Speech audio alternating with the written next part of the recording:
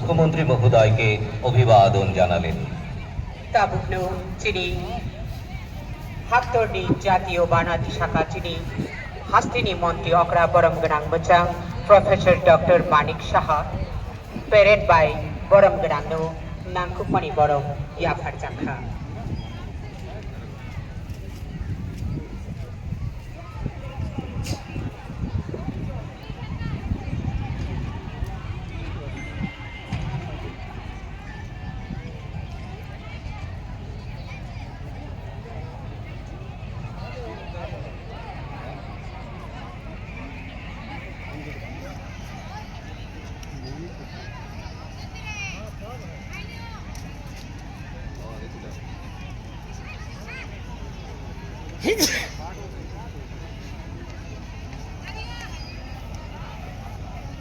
ভারতের